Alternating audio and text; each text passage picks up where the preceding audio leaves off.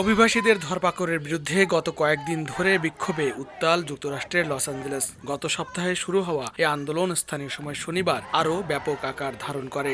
এদিন মার্কিন president Donald ট্রাম্পের বিরুদ্ধে নো কিংস বিক্ষোভে অংশ নেন বহু মানুষ। বিক্ষোভ চলাকালীন আইনশৃঙ্খলা রক্ষাকারী বাহিনীর উপস্থিতি চোখে পড়লেও বিক্ষুব্ধদের কোনো বাধা দেওয়ার চেষ্টা করেননি তারা। তবে লস অ্যাঞ্জেলেসে সন্ধ্যার পর কারফিউ চালু থাকার কারণে পুলিশ সবাইকে রাস্তা থেকে সরে যেতে বললে ধাওয়া পাল্টা ধাওয়া ও টিয়ারশেল নিক্ষেপের ঘটনা ঘটে।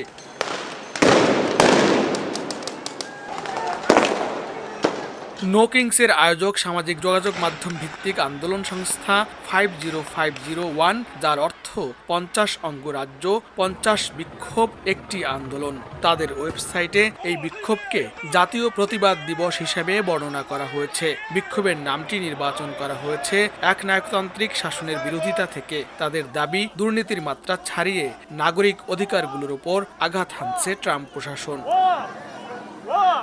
কেবল লস অ্যাঞ্জেলেসই নয়, প্রেসিডেন্ট ট্রাম্পের অভিবাসন দমন এবং সেনাবাহিনী মোতায়েনের সিদ্ধান্তের বিরুদ্ধে ফুঁসে উঠেছে New York, Philadelphia, Atlanta, Houston, San ফ্রান্সিসকোর মতো বড় বড় শহরগুলো। এদিন শিকাগোতে বেশ কয়েকজনকে আটক করে পুলিশ।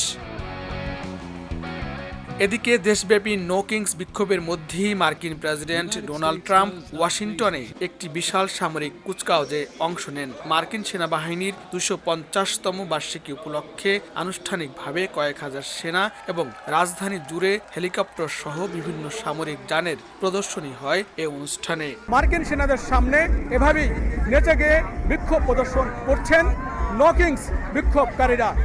বিক্ষোভে উত্তাল লস অ্যাঞ্জেলেস। এই বিক্ষোভের ঢেউ ছড়িয়ে পড়েছে পুরো যুক্তরাষ্ট্রে।